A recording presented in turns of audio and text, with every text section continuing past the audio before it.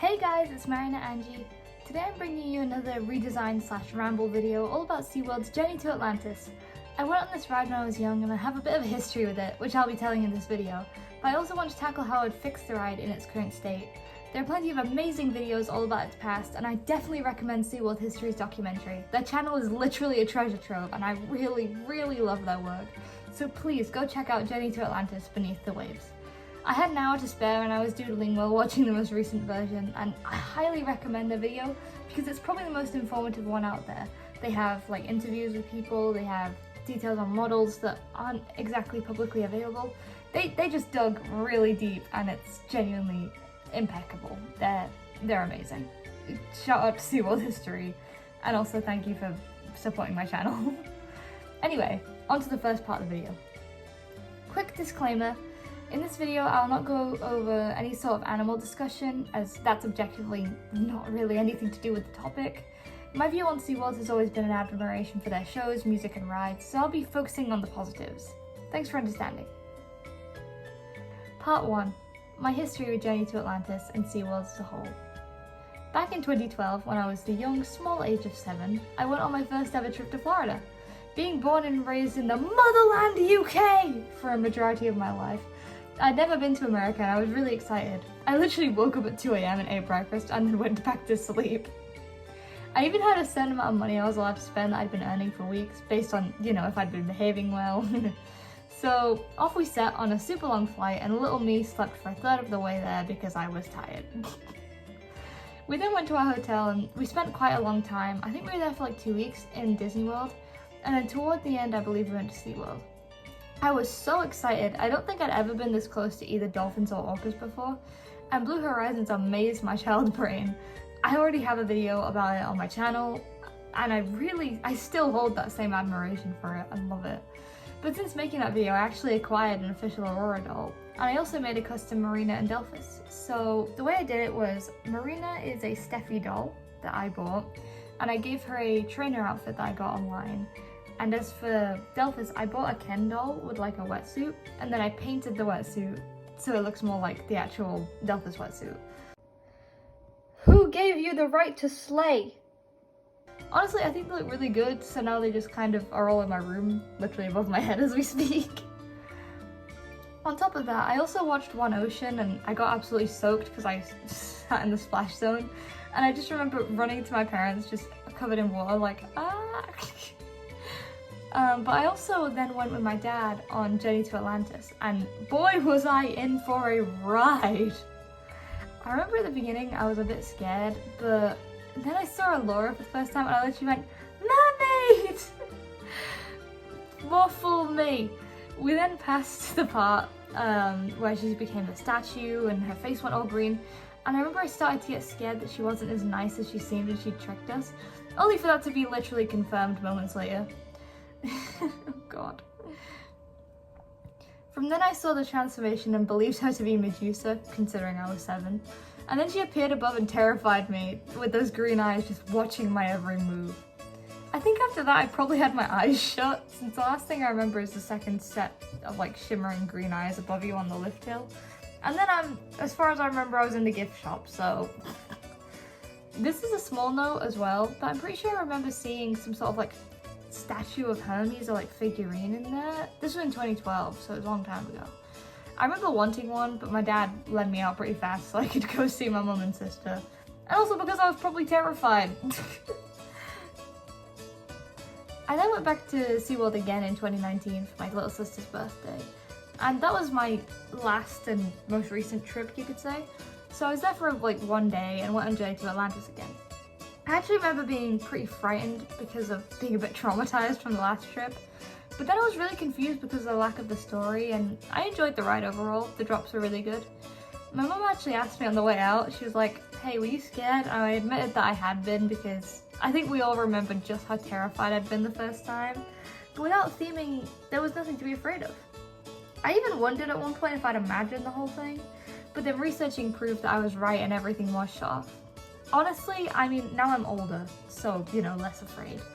I was very disappointed to hear that, and it gave me a new appreciation for the ride that scared me so much.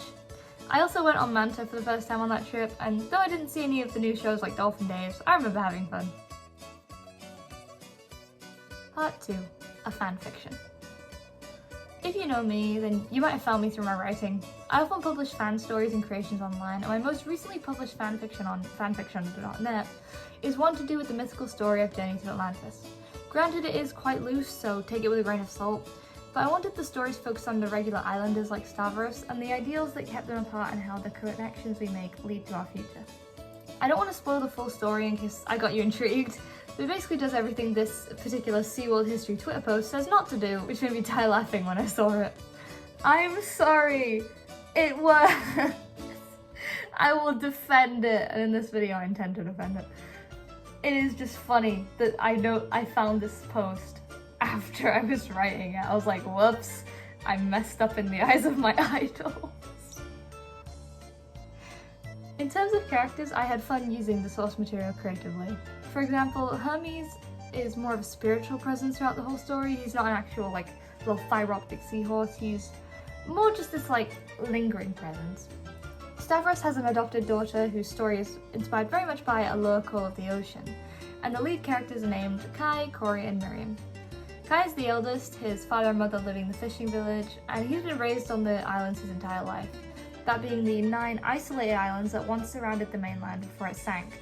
Kai didn't know anything about Atlantis, or as I originally called it, Etar, previously, but learned a lot thanks to Stavros' tales, and eventually is caught up in the myths and legends once the city rises, landing him in the center of the epic story. Corey and Miriam are his best friends. Cordelia is an adventurous spirit, while Miriam's a little more cautious, but they're very close, and the trio will live in close proximity in the village, unraveling the secrets of Etar one by one. Fiddle is another character I haven't previously mentioned. She's dressed in a blue hood and bears lots of scars, but she lived below the water in Atlantis, acting as Allura's little helper and being mute thanks to a difficult past.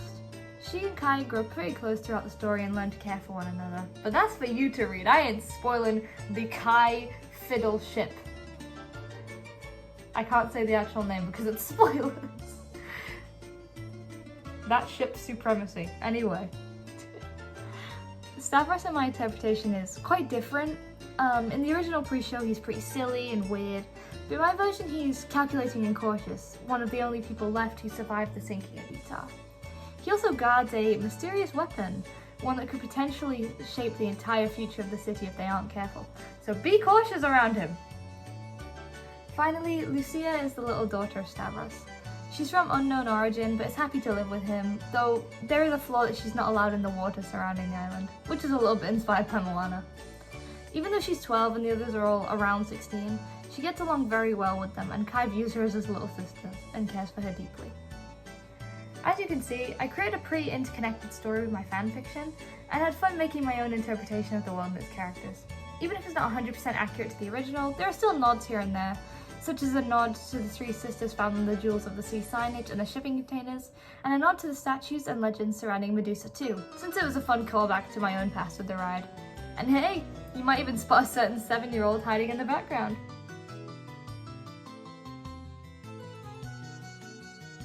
Part 3. How I would revamp the ride. So, evidently, this is the section where I discuss how I'd revamp the ride.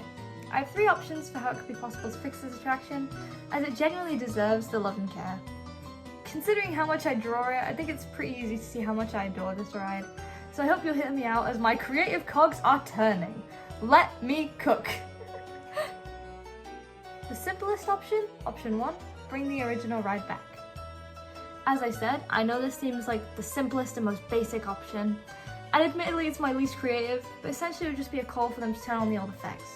The projection of Stavros in the window, the Allura projections, the Hermes sound effects, basically just bring back what we once had, what I saw when I was a child. And even before that, because apparently in 2012 a bunch of the effects were already off, like the mist, stuff that I just didn't know about until I watched Beneath the Waves. It might not fix the underlying issues with the ride, but it would add the bare bones of a story back in, as now it's more like a flow through of random scenes without any sort of connecting thread. I found it funny that SeaWorld History used It's a Small World as their comparison, because that's also my favourite ride. But yeah, it's a small journey to Atlantis after all. But many people would ask, I think, why is there a mermaid statue? Why are we now suddenly in Atlantis? Why is a siren with green eyes looking at us? Oh, and also, this is personal critique, but please remove that stupid voice that's like, please prepare for a drop. It literally ruins your suspense. Make me scared, SeaWorld, please. I want to feel like I'm in danger. Don't tell me I'm about to fall. Let me fall. Even though this is only, a very basic band-aid fix to a larger issue of the theme of the ride, I think it could satisfy most people, as typically I see people in comments, especially longing for what they once had, which is understandable. But now we move on to my more creative ideas. Option 2. Renovate the attraction and update the story. Having seen the concept art and models, such as the idea of like a stage show atop the ride, I would like to imagine that there is a more creative way to tell the original story of Journey to Atlantis. As I understand it, this was the original story. Stavros was warned guests not to enter, as there is implied to be a terrible evil lurking inside the city that had risen from the depths. As a last resort, he gave you the magical guardian Hermes to guide you, who appears as a cute little seahorse at various points, urging you to turn back and stay away from the city. You encounter a beautiful mermaid who brings you to the city, named Allura, but once inside the city, Hermes' presence angers her and she transforms into her true form, a siren who wishes to trap or kill the guests. It's not clear. Eventually you think you've escaped, but she uses magic to bring you back into her shrine, where Hermes finally defeats her and you escape the city. Messy, true, but very interesting story. And it has this mysterious hook that draws you in, kind of like a siren itself. Now, using the space I have, how would I do this story? Quick disclaimer again, you don't have to like my version, that's valid. I've seen many reimagining videos of my own where I preferred the original, and that's perfectly fine. Consider this version named Golden's Journey to Atlantis. And also, this is with the idea that I can use any tech I want. I'm taking creative liberties here. I don't know much about architecture or anything, so I'll assume all of this is possible. Don't question it. If something isn't feasible, meh. To begin, the ride queue would have various videos playing. Videos of an old man named Stavros warning guests not to go inside, but always being cut off by a mysterious female voice who assures them it's perfectly safe and that they should trust her. They would traverse a Greek fishing village similar to the original, with little cuts to videos explaining the world building, that the risen city appeared from practically nowhere after a violent storm, and that nobody knows what secrets could lie inside. The guests then board the boats as Stavros continues to be cut off more and more, and he finally manages to get their attention in the little village, explaining they're too far to turn back, but that he'll give them Hermes for their protection and wishes them luck on their journey. Guests then enter the beautiful blacklight reef, where they hear the same female voice singing, luring them in. Hermes appears as an animatronic, warning the guests they've fallen under a powerful spell and he'll need to fight it to save them. A statue lights up before revealing she's an animatronic, or if they really want, she can still be a projection, and Allura beckons the guests closer. She explains they'll guide them to the enchanted city and presents them with it off in the distance, for everything sparkles and she uses magic to transport them there in a moment, Hermes faintly calling, "Wait for me!" They arrive in the city, where there are all sorts of statues of people about and jets of water and special effects. Hermes pops up, saying he needs to get them out of here fast, and Allura spots him, saying he's not supposed to be here and becoming angry at him trying to stop her. She then turns into a siren properly and jumps out at the guests, her green eyes peering down at them. From there, I'm adding a new section for the fake out, where Hermes basically goes through alongside you and explains that he managed to shield them from her, but that they aren't safe yet, and that she isn't happy. Then we get to the drop, and Hermes says over the speakers, "Phew, glad to be out of there." But Allura does her whole, "Leaving so soon? I think not," and turns the boat around. Hermes continues over the speakers, saying he has to defeat her once and for all, and tells the guests to be brave as they head up. Now they're in a chamber full of statues and candles, still kind of a shrine, and Allura boasts that she froze them all, and that she will do the same to these new guests, but over a screen, Hermes manages to defeat her, and gets everyone out safely through the roller coaster bit.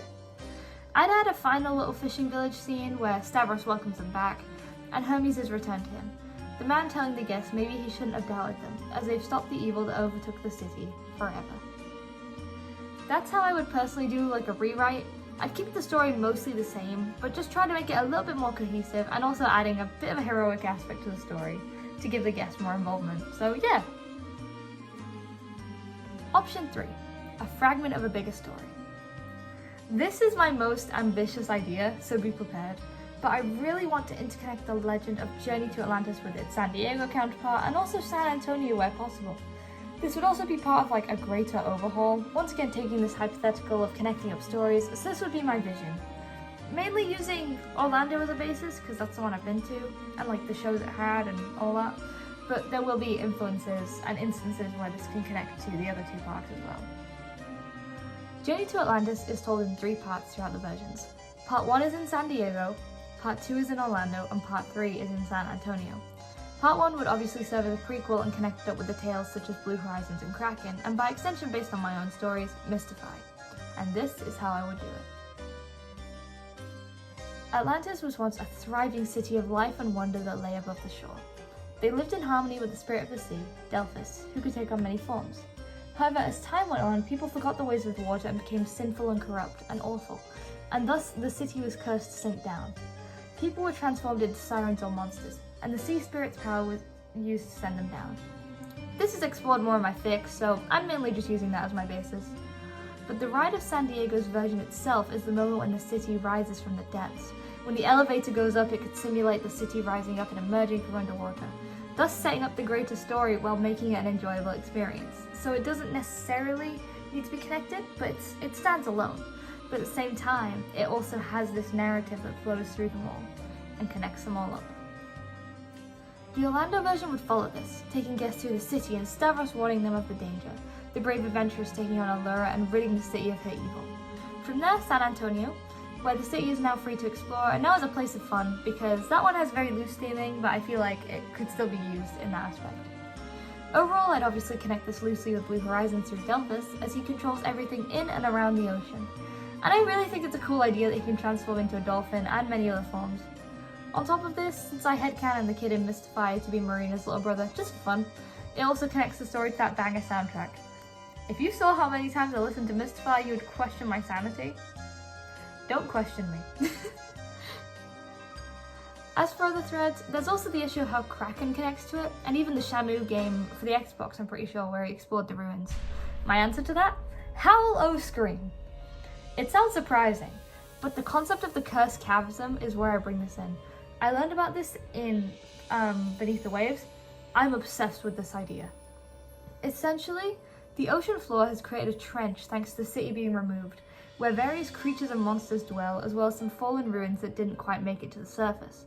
The frozen statues that Allura created of trespassers are now vengeful and frightening, inhibited with souls and intending to kill whoever enters the domain, no matter who they are. The entire place is guarded by the mythical Kraken, a being which dwells in the deepest, darkest parts of the chasm. Also, it would seem. In my fun version, it would just be Delphis in another form, and the adventurers would go through only to see their favourite sea spirit take them to safety in the end. And as for the Shamu game, this takes place in San Antonio's location, I'm pretty sure, based on the background. So perhaps in this continuity, Shamu goes on exploration all around the ruins and manages to stop a secret hidden force from escaping the ocean, like Poseidon in the game. Thanks to his bravery, everything is saved and the people continue to live in peace in the city. The Howl O Scream maze itself would be mainly similar, except without the Roman guards, as they make literally no sense. The living statues are still really cool though, so I wanted to incorporate them. As for the nighttime show, I think this would only work on Orlando's because of the facade having the blocky supports, but perhaps they could do some sort of projection show telling the legend to guests about the various heroes who protected and prevailed against the many myths and harms of the city, with live performers and acrobats. And as for the people who will probably ask how this show can connect with the old shows that are no longer there, well, in my head I came up with a concept for a revamped Blue Horizons that includes the storyline in Mystify. Sort of in the same idea of Allure, where it's inside and uses screens and theatrics to tell a cohesive story. Allure itself could be loosely included, perhaps as a story about a rival underwater kingdom on Reef. But honestly, I don't think there's a need to connect absolutely everything. My fic already included it loosely for fun. So yeah, that's my video on Atlantis. I hope you enjoyed this deep dive, haha, pun intended, down into some SeaWorld lore. Go listen to the soundtracks for basically all their attractions. They're available on, I think, all streaming platforms, and even YouTube, and they're just so beautiful. And if you'd like, read my fic where I explore all this in more detail. Shout out to Unisounds because they have the original pre-show, and shout out to SeaWorld History for both being really supportive, as well as Unisounds, and having the documentary on Beneath the Waves. Thank you everyone for watching, and see ya!